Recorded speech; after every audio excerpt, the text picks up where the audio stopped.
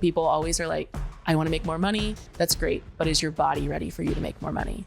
Is your body ready to hold that? I have this session with you. The best way I can describe it is I woke up in a different timeline. I was like, what the fuck? For you, we literally rewrote things. And now your body has different information to operate out of, and then your mind just follows it. If you are in therapy right now and you leave every single session feeling heavier, you're probably in need of some energetic healing, some energetic clearing. If I can approach it from an energetic level, it gets us to the root issue like that. And then all of a sudden your relationships are changing, and your relationship with your business, your money, or whatever. So if someone listening wants to be able to hold more wealth, what are the first 3 things you would tell them to do? I'll start with the tangible actions. So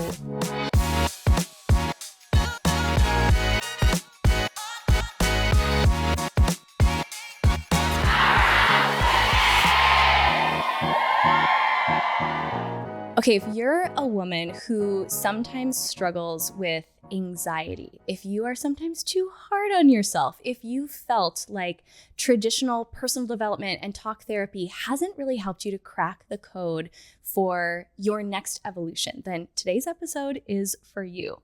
I'm actually sharing with you someone who has been a huge part of my healing journey, and someone who has an incredible story of completely reinventing her entire life and stepping into her full purpose. I am joined by the one and only Annamarie Green, and she's a licensed therapist. She's an intuitive healer who is truly redefining what is possible in mental health and personal growth. She's the creator of the intuitive therapy method and the anxiety languages. We're going to dive into all of that in this episode.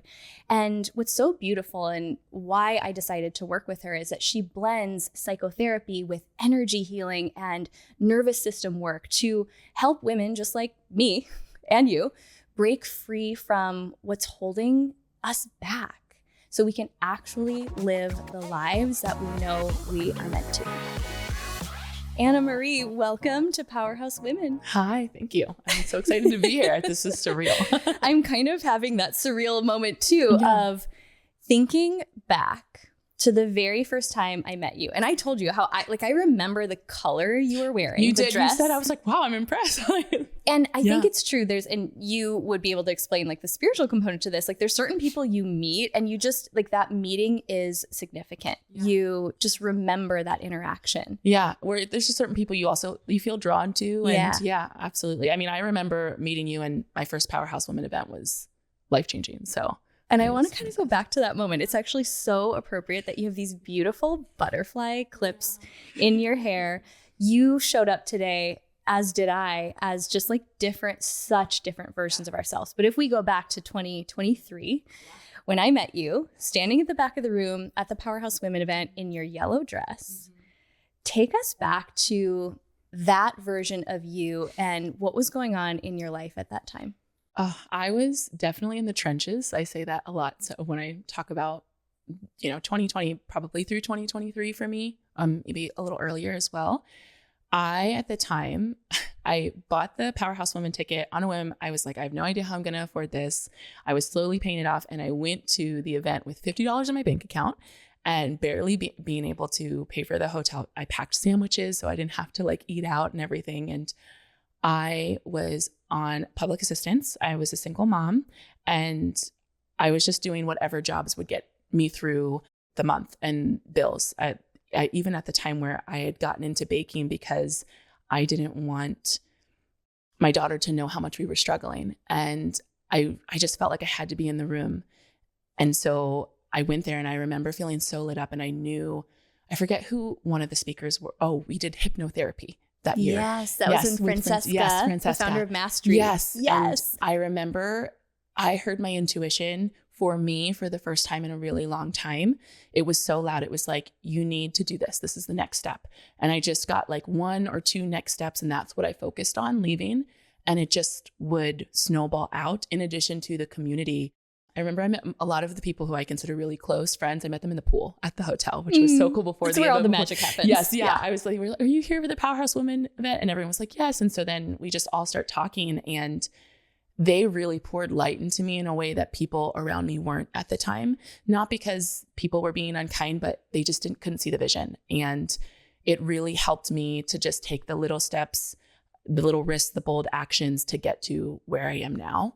Every time I get to be present to your story and your journey, it's almost surreal to hear. Does it feel surreal to share it as your actual lived experience? It does. I think because I'm also for so long, I spent a lot of my time just trying to look forward, look towards the light, the future, to not focus on what I was struggling with, that I really felt this, especially the Expanders retreat this past February, where I was like, oh my God, like I can't believe that I'm here. I dreamed of being here. I remember when you first talked about Expanders in Six Figure School before you launched the first one. And I was like, I can't do that right now, but I will be in the room like next year.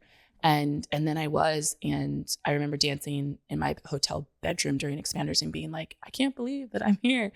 And it is surreal because every single year I feel like I reach my goals and I don't even realize it. And from that first time at Expanders, or not at Expanders, at Powerhouse Women, the next year when I came back, I had a 6-figure business and I was able to provide for me and my daughter, which is something I'd never been able to do. I got pregnant in college and everyone around me was telling me like, oh, you had so much potential and now your life is ruined. Now you won't be able to do the things. You'll be lucky if you can finish school. And I did. I finished undergrad and graduate school and I just kept pushing, and I had these big visions and nobody could see it with me. They were like, oh, it's kind of unrealistic. And then my partner died in 2019 by suicide. And it put me in a really, really dark place. I still kept pushing forward for my daughter, but I didn't know how to be okay again. And that's when I started to ask myself, what in the mental health industry are we not getting? And I didn't put all of the things together that I was doing for myself until I really went to Powerhouse Women and met all of these women who were like, this is your gift. This is what you're supposed to be doing. Go out there and do it. And I remember Gina, she would really challenge me in every single breakout session. Gina, we love you. Yes. She is that. Yes, she is that. Yeah. So, yeah. There's so much I want to unpack, and when we will, because this is why I wanted to have you on the podcast. I will never forget meeting you in that yellow dress. And I think it's because you have such a presence. Thank you. You are just so memorable. And there's certain people I get to have these very brief interactions with, specifically at an event, that I just always trust that who I have that little moment with, that's for a reason. And I think in my mind, you just had to be like, just like, boop, dropped in. Yeah. Because it was like, this is going to be someone who's really significant in your life. We'll get to a lot of that later. But then I remember it, and you kind of prefaced it by saying, okay, not only were you at that point on public assistance, $50 in your bank account. Yeah. 1 year later, came back with a 6-figure business. Yeah. That was August 2024. February 2025, in the room with us at Expanders, which you have to qualify for. And I remember sitting next to you at dinner at Expanders. Yeah. And I said, I will never forget. That was what I said. I'm creepy. I remember you were wearing yellow. And that was okay. Yeah. And I said, but I remember your Instagram handle was something to do with baking. I thought that was your business. Yeah. Yeah. I have stroked. One of the big things I've really stepped into, I think in this last year, since 2024 Powerhouse, is my marketing and really boldly owning what I do. But I did have a side business of baking, and that is how I would make ends meet for groceries. So even if it was $25, $30 a week, that gave me groceries. And at the time also, I remember Scarlett had these different snacks that were her favorite, and I couldn't afford to pay $14 for a pack of like fruit bars, of like 7 or 8 fruit bars. I was like, that just, when I need milk and I need fruit and I need other things. So I learned how to make everything from scratch. And because flour, eggs, and milk, I can buy them in bulk and then they last longer. And so I did all of that. I did bread from scratch, bagel, everything that we had in our house was pretty much from scratch. And Scarlett never knew. She just was like, oh, my mom just loves to bake. Even now she's like, well, you can still have a bakery. And I was like, maybe, but like, yes. No, baby, now we can buy these from the bakery and support other businesses. Yeah. And I, at the time, I think I was still most comfortable with baking because I didn't have to explain the intuitive, the energetic side. It was kind of still a way to hide. And also it felt like it worked. And that was what I helped get me by. Some people will work at like Target and stuff like that to get by. But for me, it was baking that worked because I also could be around for my daughter. Which was so important. What it highlighted for me were so many things I think it shows about your character. And I'm so grateful for the opportunity to share your story with the Powerhouse Women audience, because there's so many elements of it that there's going to be someone listening who is that person who's got the $50 in their bank account, or they're really in that financial place of true scarcity, not just like we talk about scarcity mindset, but no, really like resources are limited. And yet I have these big dreams, and I want my children to see that their dreams are possible. What would you say to the person who's in that place right now, who's got the $50 in their bank account and also just feels like there's not anyone pouring into them and telling them that their dreams are possible? So I would say the best thing that you can do is play around with the big dream. So something Scarlett and I would do is we always love to color together. And so we would draw out our dreams like on paper as if it was a story. And it helped me to get into a state where it was playful. It felt good because at the time, voicing it out loud felt silly. It felt like nobody understood me. And then as soon as you can, get into a room where people will see you and accept you. They don't care about where you come from. And that was really it for me with Powerhouse Women is I had no idea what I was going to get out of it. Some people will go in and they're like, I want to get 10 clients from this networking event or whatever. I didn't have any of those intentions. I was like, it's up to God. Like whatever I get from here is up to God. And I ended up getting so much more out of it and meeting women who saw me, who saw my gifts, even when I was struggling to see them. And we're like, we're going to help you step out of this. Not even in a way of them trying to save you, but in a way of we're holding space for you. We're going to help you stay on the path to get there and navigate whatever it is that comes up. And that was so huge. I birthed my first intuitive therapy one-to-one program through the women challenging me in Six Figure School. And if you can get into a room with people who you can feel safe enough to share your big vision, that is going to be vital. Since you mentioned Six Figure School, I want to talk about that part because like to underscore for people that, so you're in the room at the event, that's where we open registration for Six Figure School, $50 in the bank account. What had you say yes to investing in yourself? It really probably was the energy of Powerhouse Women to start with and that clarity that I got. So, and I feel this way every single time I go to the event every year, is I always find more clarity about my path ahead and where I may be hiding and where I'm not listening to my intuition because I get so caught up with the day-to-day and what everyone else says is possible or not possible. And I just knew, I was like, I have to stay in this energy or I will drown in like where my problems were. Because at the time I was also still on the outskirts of getting through the grief from my partner passing and just life not looking like the way I wanted it to look when I was 20 years old before I had Scarlett. So, And I always want to preface this by saying I'm not at all the type of mentor who encourages people to make financial risks or stretch themselves to the beyond the point that their nervous system can handle. And yet it's stories like yours where I remember that like for all of us, there's just that moment. It's not even about the program or the event. It's like that decision point to go all in on you. I remember even for Six Figure School, for Powerhouse Women in Six Figure School, I did not have the funds in my bank account. And what I did is I actually used a firm, the payment plan. Yes, to help me to break up the payments because I was like, I know I'm meant to be in the room.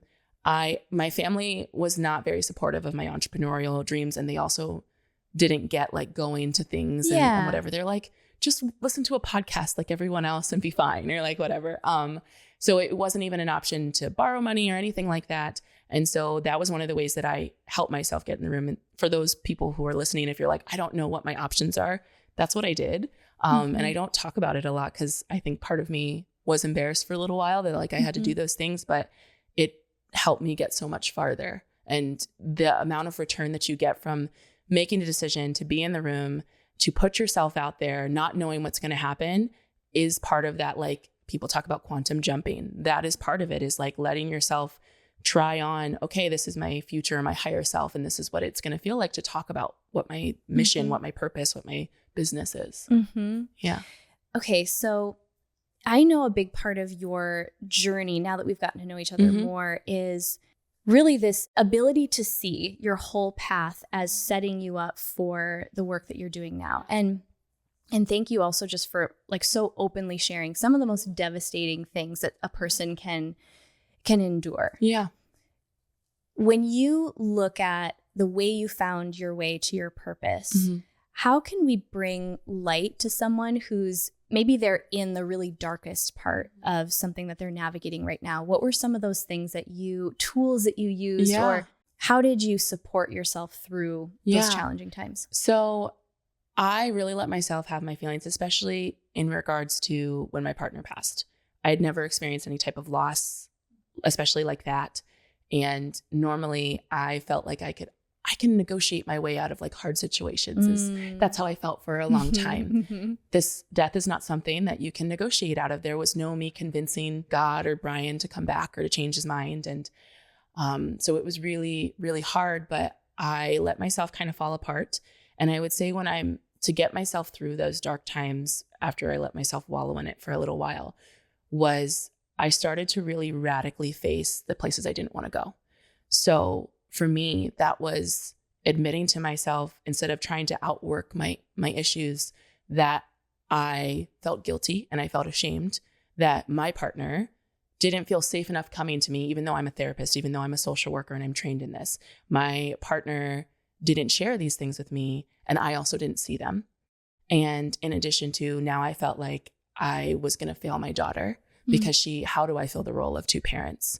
How do I tell her about these things? How do I protect her from those same kinds of things? And also the other radical truths of like, I felt like this burden to the people that loved me because I was not far along. I wasn't achieving the things that I once thought I was going to achieve.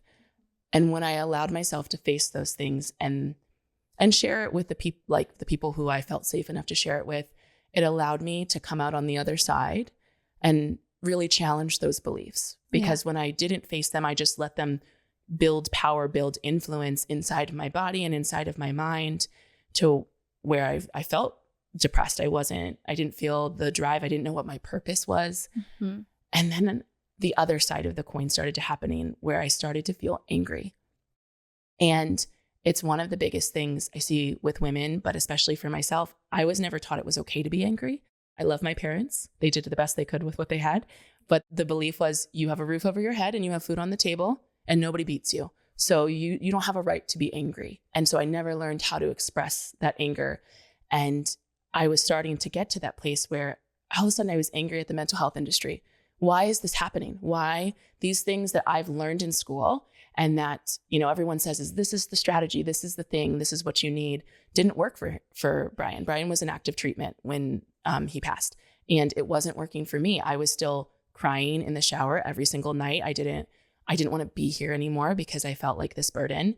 And so I was like, there has to be something we're missing. And I let that anger pull me out of the paralyzing numbness that I felt. And that was, to me, that for anyone who's listening who feels like they're in that, especially if you're a woman who wasn't taught it was okay to be angry, I want you to lean into it. What are you angry about? Even if it's something out in the world, because that's going to show you a little bit more of that path to your purpose. And that's where I really started to step into, maybe this is what I'm supposed to do, is find this bridge, this gap in the industry, and change the way that the industry functions, because people shouldn't be struggling this much. Suicide shouldn't be the epidemic that it is. And that's how I got to my purpose. Casual finding my way to the most incredibly powerful way to impact the world that, again, we're going to get to dive into so much more. But I want to stay on this theme of anger, because that has been a piece of my journey as well, realizing that I didn't know how to let myself be angry. Yeah. So I want to give some practical tools for anyone who, because I'll speak to how it was for me, and then maybe you can kind of coach for someone listening who can see themselves in it. I remember, and we actually have done work together. So Annamarie knows a lot of my journey and my story, but before the season before everything really kind of started to come to a head, I just kept getting this intuition to slow down. And then when I was slowing down, I realized all the doing, all the achieving was numbing a lot of emotions. That I wasn't feeling. And it was so effective at numbing them. And the number one emotion that was coming up was anger. And I was kind of afraid of it. I remember one day, it was actually, I think it was a 6-figure school call. I knew I had to show up and I wanted to show up. And there was this, it was maybe 30 minutes before the call. And it was like, if anyone can relate to this, it's like when you start to tap into those emotions, like I felt the anger, like literally, I'm like, if you can't see me, my hands are kind of like coming up toward my head and like my throat. It's like I felt it rising, like, and it felt like it had, it was like a volcano. That's perfect. And I luckily have the tool of breath work. I did a session on the Mastery app, Francesca's, and I remember like screaming into a pillow and like expressing it. Like I was glad I was home alone at the time, because I don't think I would have let myself express it if I knew there were people around. And then I have to show up to this call, and I remember my throat was scratchy, my eyes were red, and I lied.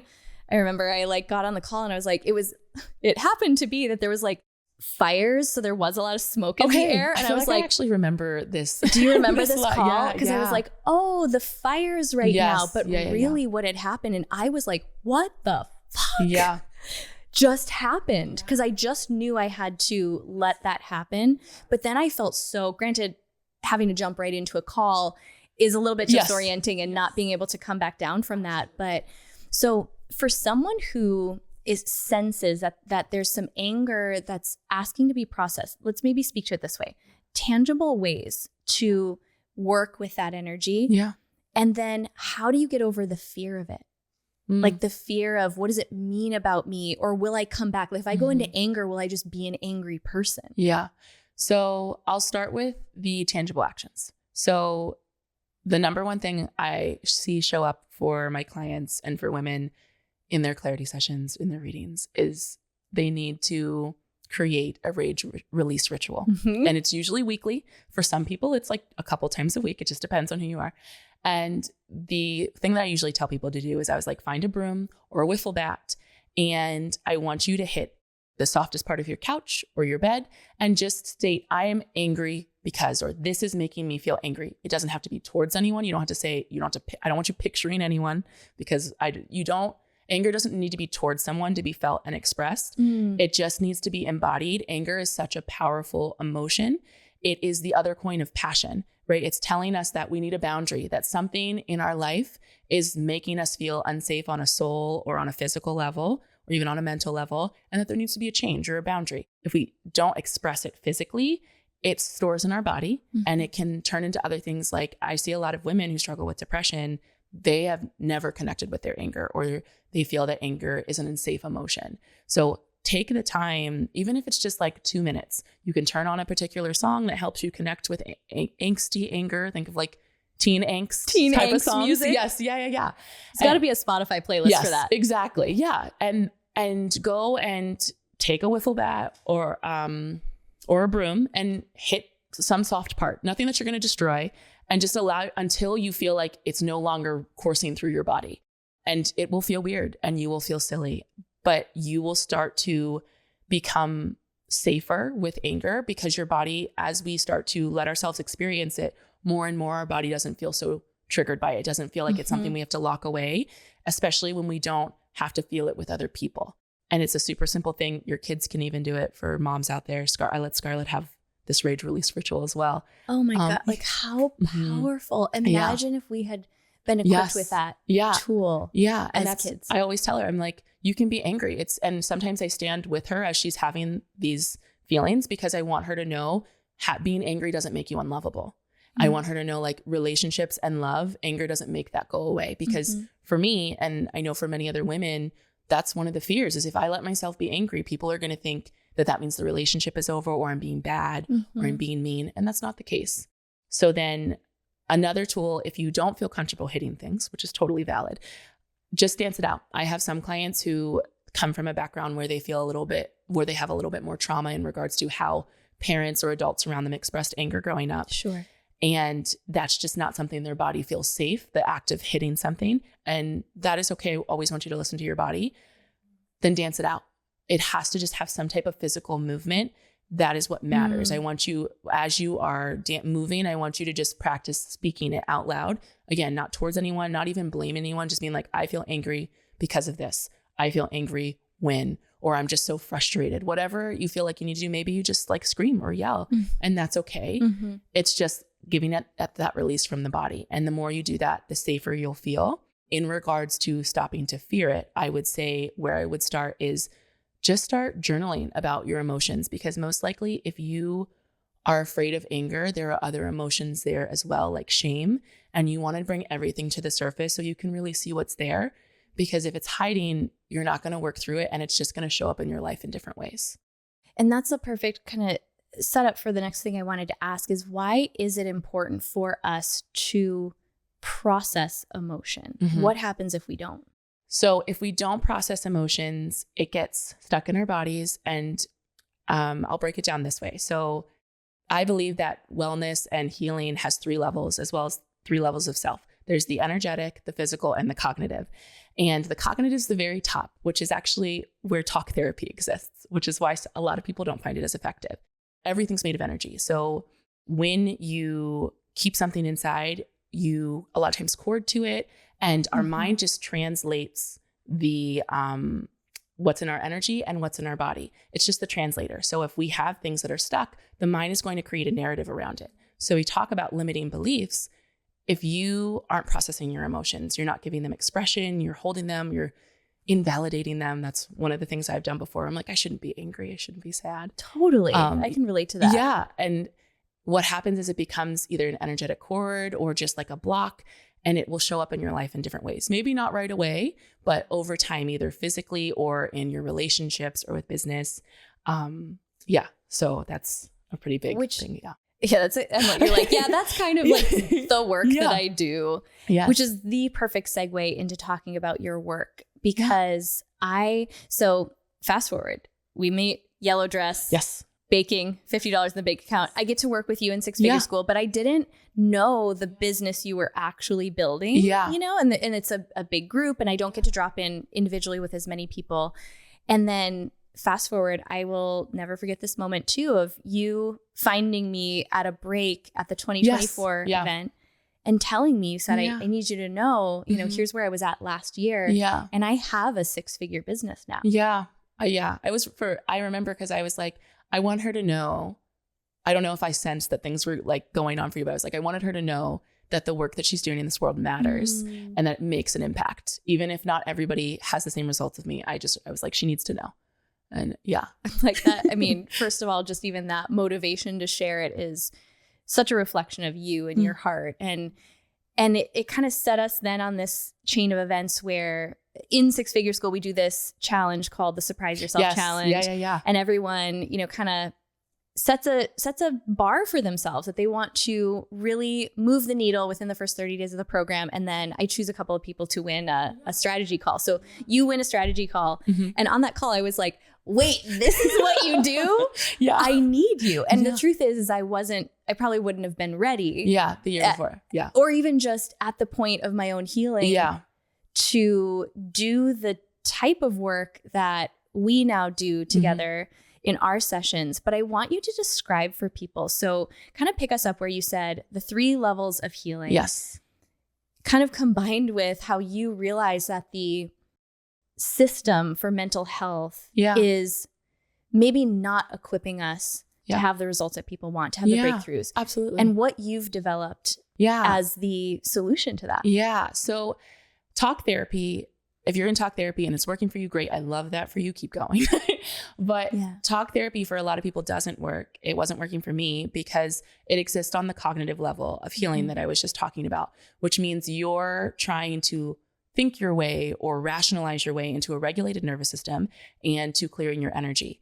And that's just not what the mind does. The mind is really here to translate and create narratives based off of what's showing up in your body physically and your soul and your energy level. So as I was learning about energy healing and intuitive reading, I really put the two together. And what I realized is if I can approach it from an energetic level, it gets us to the root issue like that.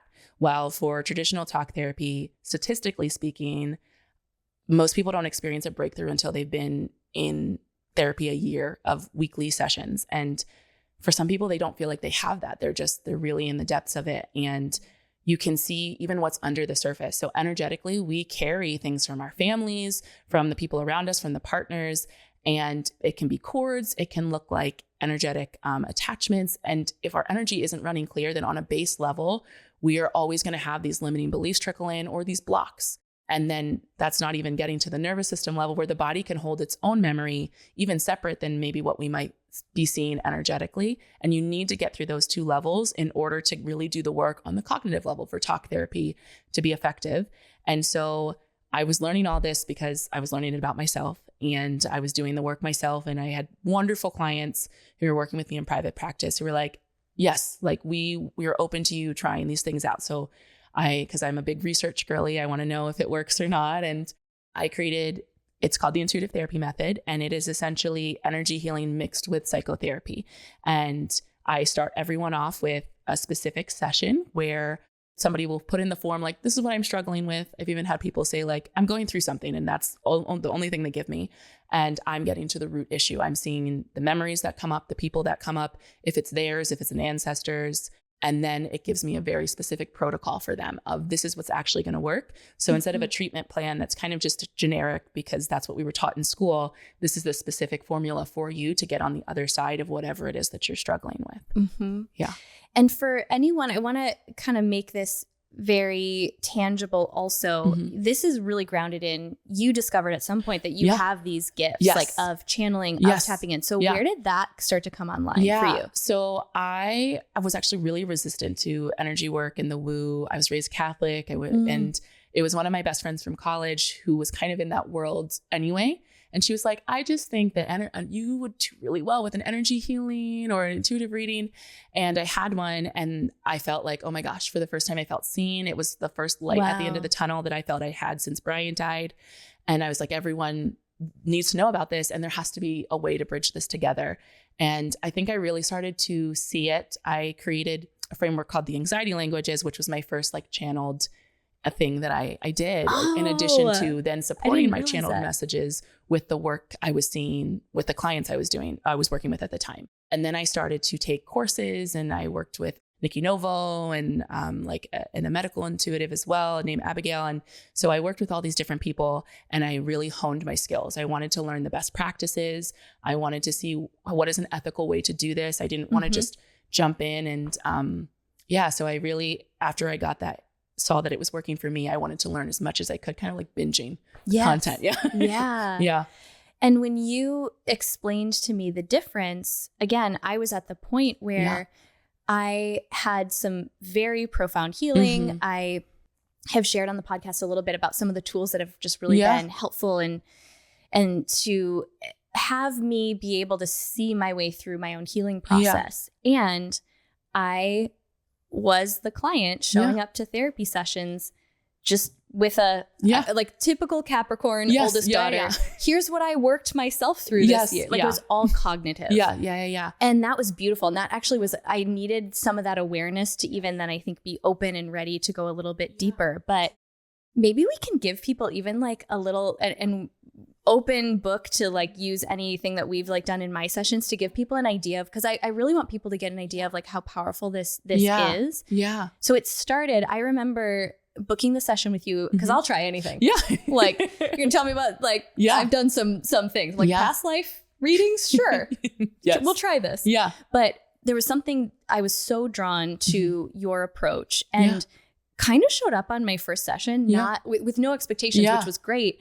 But I was floored. I think I was floored by like the awareness, how seen I felt, how it just pinpointed, even it validated things that I was starting to feel drawn to or knowing that those were the next steps. So maybe explain like, what is that initial session for someone? Here's what I want it to speak to. Yeah. The person who's like, I don't know about the woo and I don't know about all this.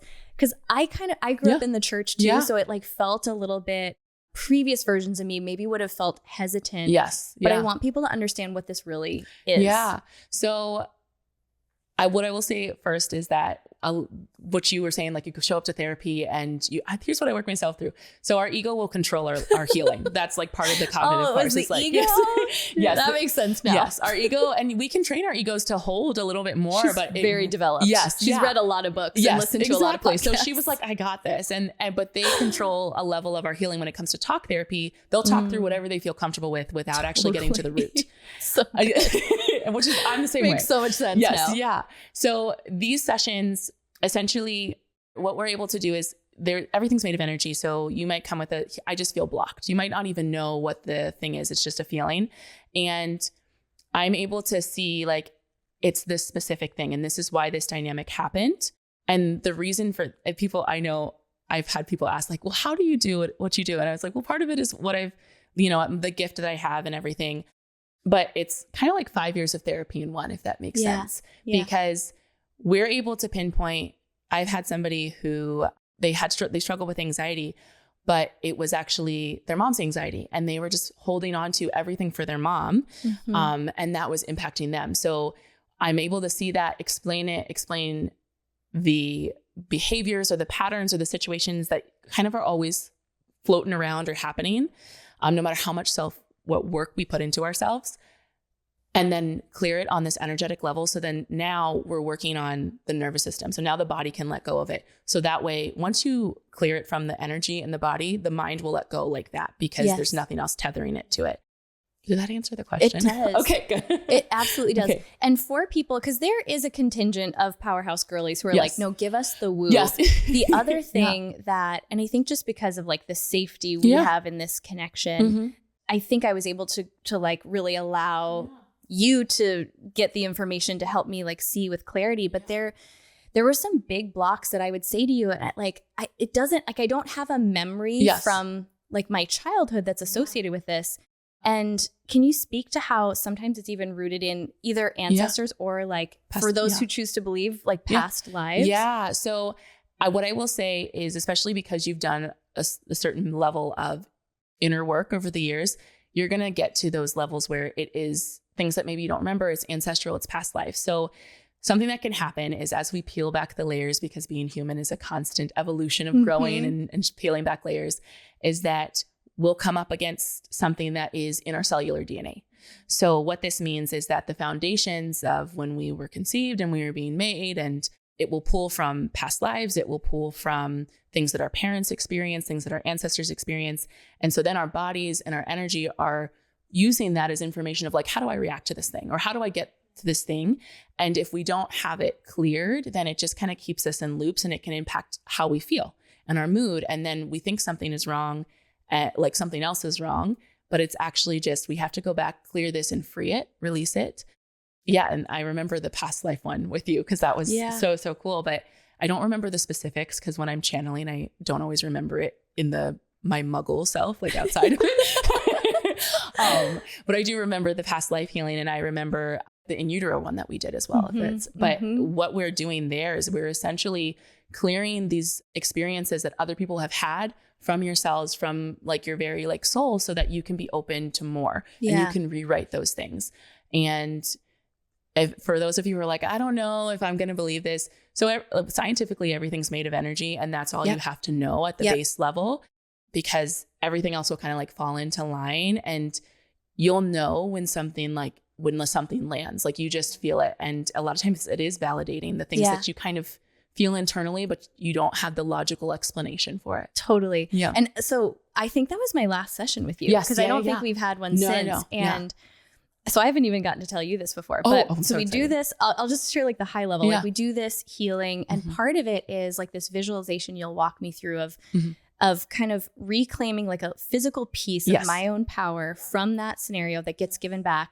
And then you'll ask like, where does it feel intuitively like that piece belongs? And I remember part one of this healing was right in like my heart. Yes. And it just was like, it felt like what I was like this piece of my power that was meant to come back was meant to go there. And then there was some stuff I was one of those that was carrying a lot of emotion. I'm very connected to my mom. So realizing like a lot of my neck and shoulder tension specifically was rooted in that. So I have this session with you was exhausted the rest of the day. That Like one physically, was a big one. Yeah. I've never felt so just impacted after like any kind of session at all. And then I go to this nervous system chiropractor. So I had a session with her at the end of the day. And so she has no idea we did this healing session. And at the end, sometimes she'll like tell me what my body is communicating to her. And she's like, she points to my heart. She's like, there's something like, there's fire here, is what she said. Yay. And she was almost saying it like, you might want to do like some cooling water. And she's like, and like the back of your neck. Yeah. She lit like those two specific areas. Yeah. She was saying like my nervous system like was clearly still processing through. I never even got to tell you that. Oh my gosh, that's so exciting. But what I will share, and again, everyone listening, this is going to be for some people, it won't be for others, but I woke up the next day. I went to bed. I think I slept 12 hours. I woke up. The best way I can describe it is it was my same life, but I woke up in a different timeline.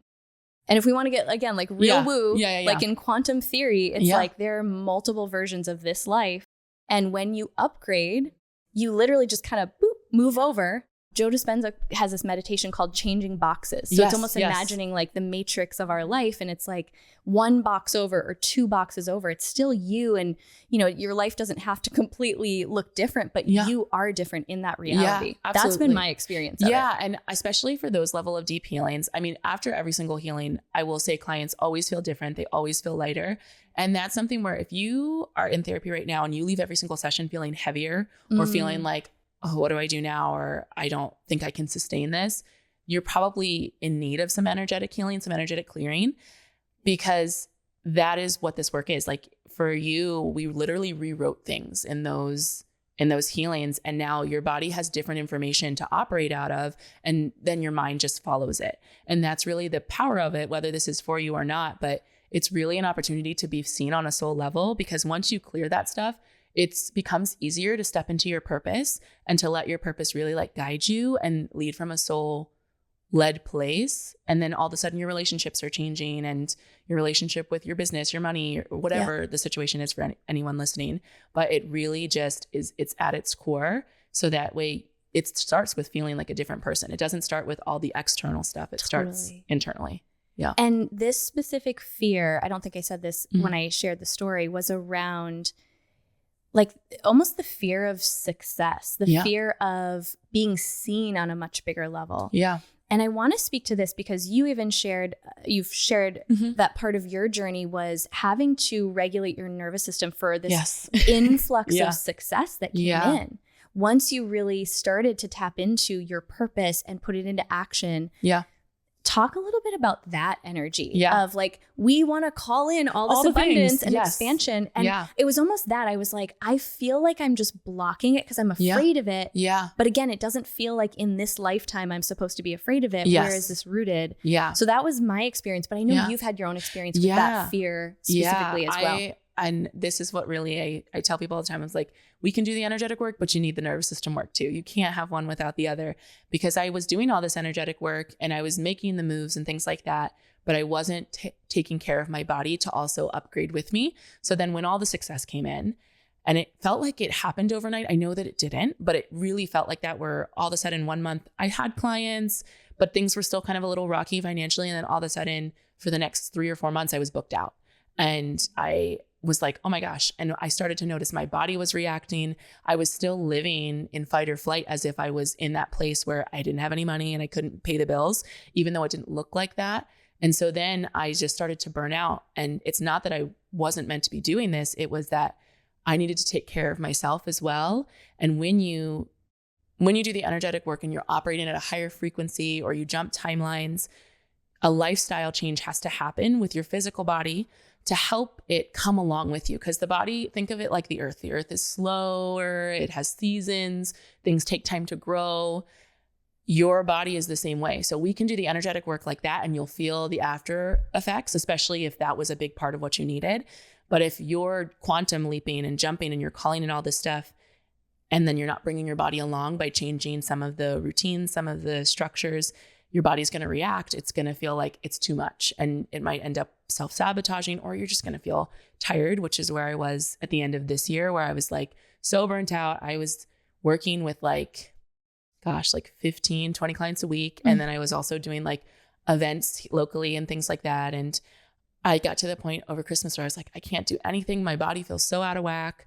And I've been taking this year, the beginning of this year, even to slow down, even though that doesn't always make me feel great because I also like to work and I'm very ambitious, but to really take care of myself on a body level. And now I can feel my body aligning with where my energy is. And it just is making a huge difference to where it's opening up for more, because your body is equally as important to hold well, especially when we look at wealth. So people always are like, I want to make more money. That's great. But is your body ready for you to make more money? Is your body ready to hold that? Okay, let me ask this pointed question in this way. So if someone listening wants to expand their nervous system to be able to hold more wealth, what are the first 3 things you would tell them to do? I would tell them to try, like breath work. If you're not already doing breath work, lift weights and lift heavy and get your body moving in a fun way. Like, not just if running is fun for you, awesome. But like, is it dance? Is it something that helps you to really connect with your body in a way that's no pressure? But the lifting weights is imagine like energetically, you're training your body and your energy to literally hold more, to hold, like when you can hold heavier, you're able to hold more. And it really also helps you hold your boundaries. Those of us who are not good at boundaries, and I say us because it's an active work in progress. Just a friend we know, someone we know. Money is harder to hold. You can make money, you can make all the money, but it's harder to hold when you also struggle with boundaries. So lifting weights is one of the things that I also see a lot with helping people to hold emotional boundaries with people as well. And then the breath work. Breath work is one of those things, especially if you have things like a somatic scream in it, breath holds and screams, they're clearing things like generations from like your body. So that's really something that I lean on, that I recommend other people to lean on. And you're going to see it, like all of a sudden money is going to just feel a lot easier. You're not going to feel as triggered. A lot of us feel triggered by money. So imagine like, if say money was your friend and it was a physical person, if every single time this person came into the room, you screamed, or you were like, oh my God, when are you leaving? Are you sure? Are you comfortable? Are you like, you would be like, okay, maybe we can see each other another time. Like, you seem to be going through something. So true. Yeah. So you want to have a different reaction to money. You want to not feel triggered by it. And a lot of people think it's just, oh, I'm bad with money, or I don't understand it, or I'm just not making enough. But if we look at it energetically and emotionally, if you're reacting in that way, money's going to be like, I'm going to do you a favor and I'm just going to hang out somewhere else. So I want to hang out. But this is clearly distressing you. So yeah. God. And that is something that I was intuitively feeling really called to, is the getting back into strength workouts. Yes. Yeah. And I'll specifically share, that's the thing. I just recorded a podcast about some of the things that have helped me heal. And I'm like, I didn't talk about that, but that has been integral. Yeah. And part of it for me was, I actually had to hire a trainer again. I had to hire someone to challenge me, who could see the potential for me to push further than I tend to push myself. And honestly, you shouldn't really push yourself with weights unless you're being spotted or you have correct form. And it has been that, combined with all of these other pieces, our work together, everything else has kind of like added up to like, I don't even really recognize myself in terms of how I feel. I look the same on the outside. I mean, a little stronger. Well, you have a little more muscle. You also have a glow. Like, there's also a different presence. But the adding in of, specifically, I work with a trainer, and I'll say this too, just because I think this piece has been important for me, who focuses on strength training in a way that is really slow, controlled movement that has you connect in with your body. That's like, important. how does it feel? Like, I feel my strength. Yeah. And his Instagram is Coach Jordan Eastman. We'll give him a little shout out. Yeah. Because he does like online programs too, but that's been huge, because it's not just the weight workouts that I'd been doing before. It's connection to my mind and my body, and connecting to my strength. And so it's so important. And part of like my goal with sharing conversations like this one and sharing the things that have worked for me is that I want people to see that it's not just one thing that contributes to our healing. Oh yeah, absolutely. And everybody's journey is so different. I tell people that all the time. So in the initial sessions, you'll leave with a protocol. For some people, it's three steps. For other people, it's like 6, and a timeline. I had somebody who's like horseback riding was on their protocol. I have someone else who was like playing with Play-Doh. For other people, somebody just the other day, it was eating chocolate chip cookies, like a warm chocolate chip cookie every single night, because it was warming and it was like a hug. And like she had to really, part of what she's working on is retraining her body to receive and to receive like love and something that feels like comforting. So I really wish that were my protocol. I know. When I got it, I was like, man, I wish mine was that one. Guides, anybody? Yeah. So it's very, very different. But I will say strength training is one of those things. I'm actually doing the same thing. I'm working with a trainer right now because it is important to have somebody who challenges you. Even in the work that I do, I always tell people, I don't want anyone to feel like they have to work with me, but just know that if we work together, we're not like playing around. Like we get to the deep rooted stuff and you are going to feel different. Like just throughout our sessions, or whether it's one session or multiple sessions. And this is the work. This is what gets you to the other side. And you need someone who pushes you. Otherwise our ego will just be like, this is probably fine. If I just stick with these small 20-pound weights for a little bit, this is probably fine. And for me, it's been so connected to trusting my body to push further. Yes, absolutely. Okay, so I could talk to you for days. Literally, we may just need to do like a 3-part series, but I don't want to miss the opportunity to have you share what you mentioned earlier. The anxiety languages. Yes. Because this, if nothing else, if people even just listen to this episode and they never get to work with you directly, learning those, and we can share. I'll put myself out there in terms of like which ones mine are. Have just brought such powerful awareness into my patterning. So you shared a little bit of like how that was one of your first channeled things that that you received, but walk us through what they are and how people can use them for growth. Yeah. So they were one of my first channeled things, but it also came from the inspiration of, at the time I was working with 30 different clients a week. And they all had anxiety. It was in the height of the pandemic. So 2020. Sure. So everything. Yeah. And I was like, there has to be something we're missing, because why is everyone having panic attacks and feeling like they need to go to the hospital? Like there was just these intense biophysical symptoms. And they are really a way for us to see anxiety differently. And I do say this to people. I was like, anxiety, when we can get to the root issue and clear it at the root, is actually a gift. It is a way to preserve ourselves on a soul level. So anxiety comes along when we experience something in our physical or emotional or whatever, just our environments, that our soul is like, oh, that feels unsafe. And my soul is so important to this world. Who you are at the core is so important to this world that your energy, your body is like, okay, we'll lean on this survival strategy until you have the time to process, until you have the time to get safe again. So there is 5 anxiety languages, and each one, it shows us how our anxiety speaks to us. And if you can understand your anxiety language, you can see how your anxiety is building up before it gets to the point where you're having panic attacks, where you are feeling them so physically, because anxiety never starts there. You're never on day one of like something occurring, having panic attacks. That's different. That could be PTSD, but anxiety really like builds. And so I'll go through each of them. So I'll start with overachiever, which is mine. And same. It's like when we talk about it energetically, it's a lot of times impacts the heart space. But at the core, this root fear is of not having your needs met. That if you're not important, or if you don't do these things, your needs are not going to be met. And part of that, it can also even feel like, am I important enough for X, Y, and Z to happen? Some of the behaviors we'll see with this one are living in the future. So what I talked about earlier of like, I was constantly looking ahead. That's one of the ways my anxiety has been speaking to me, or has spoken to me over the course of my life, is being very future focused. You try to live in the future to avoid the present and avoid the past. A lot of times you'll make like 10-year plans and you are hyper fixated on those plans. And when anything strays from those plans, it feels like, oh my gosh, the world is falling apart. I don't feel safe. A lot of times these are individuals who tend to be workaholics.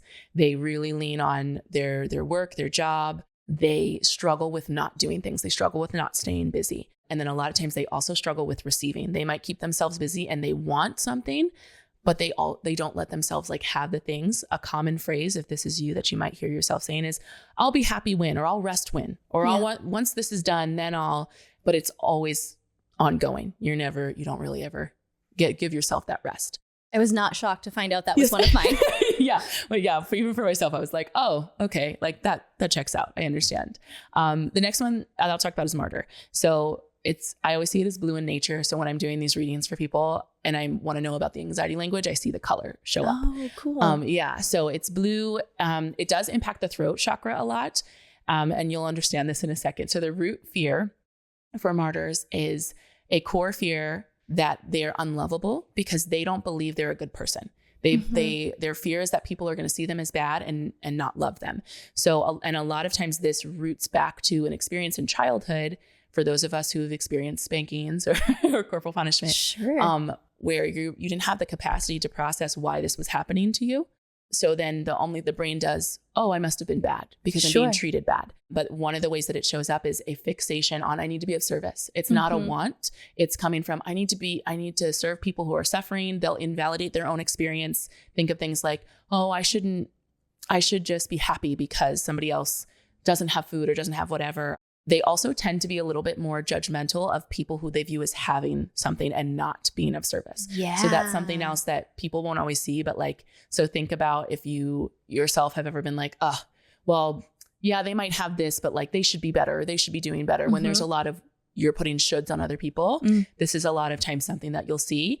Martyrs also have a pattern. I call it the martyr mistake cycle. So they say yes to everyone all the time. They feel like they need to say yes. It's yes, yes, yes, yes, yes. No boundaries exist. They're always like, this is my job. I have to be of service. I don't want them to think I'm a bad mom, a bad parent, a bad friend, whatever.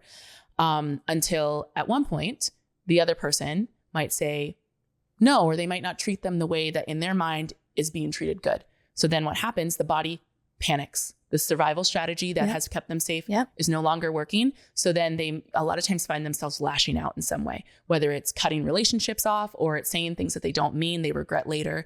But because later on they regret it, it supports this belief. See, I am a bad person, so I have to go right back into that cycle. And that was the other one for yes, me. Yeah. Which helped me, what that helped me see was the connection between why even earning money, I had to go into the root of where I connected the fact that being wealthy it was like so black and white, good or bad. You're either a good person or a bad person. And I couldn't figure out why I couldn't see being a good person and having wealth connected to each other. It was so helpful. Okay, so what are the others? So the next one is pleaser. So this one is orange whenever I connect with it.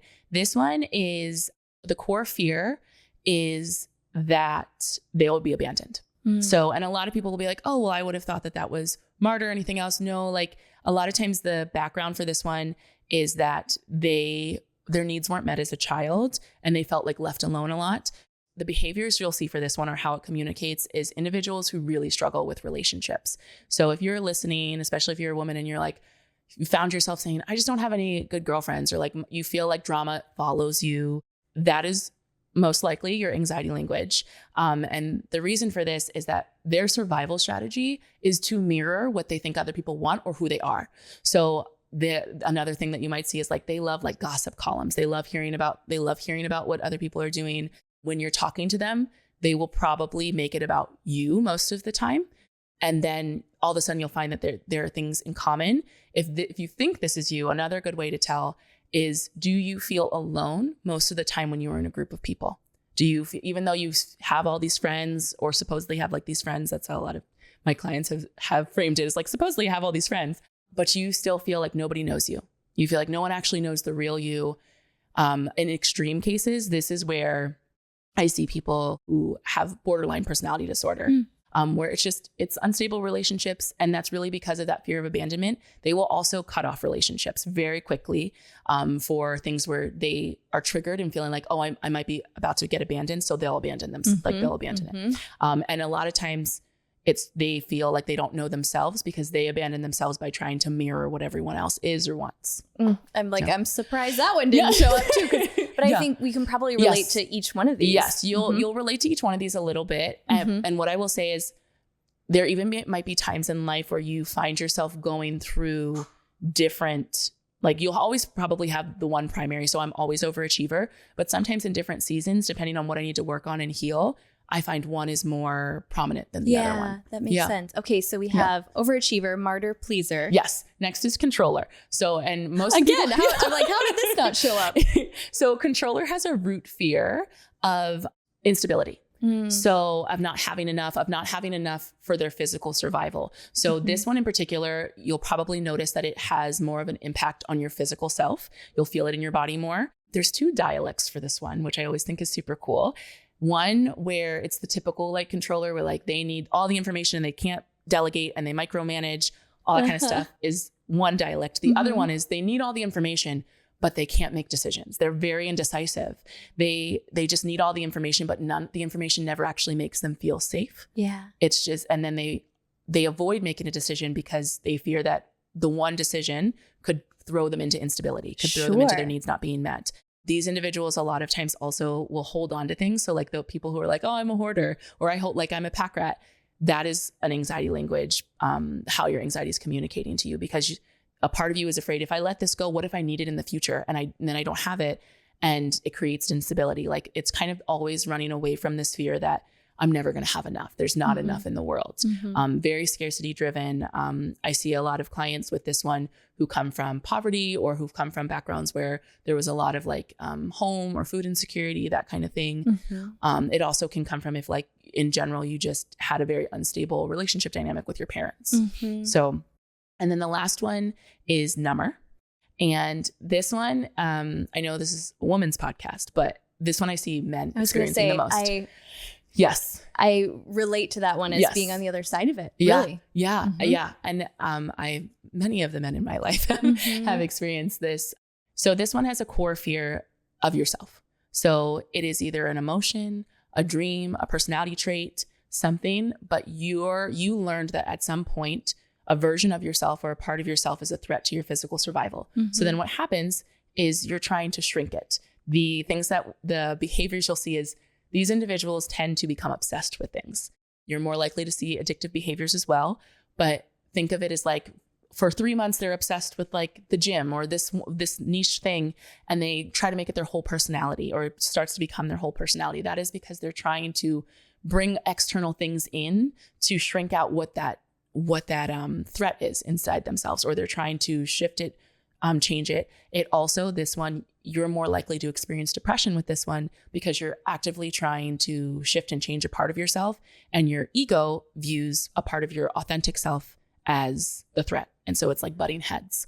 Even just being equipped with the knowledge of those and understanding the true fear underneath can help people to bring, I think, more compassion. Yeah, absolutely. To the way that these emotions, like we started talking about with anger and now anxiety, like they're really just trying to communicate. I think it's like our higher self trying to say like, no, something's off. Yeah. And that you deserve more. And what I will say is if you guys can take this and work through the root and figure out like, where are some of the places where this really originated from, and release it from your body, from your energy, anxiety doesn't become this thing that is holding you back. It becomes a beautiful compass, because when it shows up again, you can say, okay, hold on. This behavior showing up, this feeling to people please, or to numb, or to control, or overachieve, or whatever is showing up, and it doesn't feel like joyful or exciting.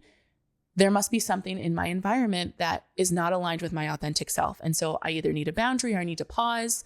And that allows you to stay on path, as opposed to, oh, something must be wrong. No, now you're able to stay on the most aligned path for yourself. And it becomes this beautiful thing that creates more joy. Yeah. Okay. So for people listening to this who want to get on your wait list for sessions, because you do book out pretty far. Yes. Where's the best place for people to connect with you? Yeah. I'm on Instagram all of the time. So at Annamarie F. Green, and I do like monthly free mini readings on Instagram Live sometimes, so you can catch me there. But also if you just have questions, I'm always open to answer questions, and my wait list is on the link with bio. Okay. And we'll make sure to link all of that too, because I can already just feel the flood of people in your inbox. Yeah. So, and as we just like bring this to a close, I have a final question. Yeah. But I just have to say, like, you are magic. Thank you. I received that. Thank you. You have had such a profound impact on my life. And I think I say it all the time to you, like the fact that we've gotten to have this special relationship of give and receive. Yeah, absolutely. Has been just one of the most powerful experiences of my life. Yeah. And I really do credit our work together for so much of what I'm feeling right now, which is like the truest version of myself that I've ever I'm so excited. experienced. That's my goal. That makes me heart so happy. Thank you for that gift. You're welcome. Yeah. So I want you to now acknowledge yourself for, I know you listened to the podcast, so you knew this was coming. Yes. And we just call it your powerhouse moment. It could be anything big or small that you want to take this moment right now. Everything we've discussed, the journey that started 2 years ago in the back of the room in the yellow dress. Yeah. What do you want to pause and celebrate yourself for now? Man, I really want to celebrate myself for the fact that I just kept showing up, even when things didn't look like they were working out immediately, and giving myself forgiveness along that path. I think that I, can show up now as like, I am a good mom and I am this powerful person who's doing so much good in the world. And I didn't see it for so long. And I also was afraid to share it. And now I'm like, no, this is what I do. It is impactful. It is helpful. And that feels like a really long journey to get here because I had to experience so much and step outside the box and do things that people would probably be like, what are you doing? It is impactful. Yeah. And I can feel that you're just getting started. Yeah. I 100%. It's like, I always tell people, it's like, I'm going to turn the mental health industry on its head and then more. So you heard it here, folks. Yes, you'll turn back to this one, this episode.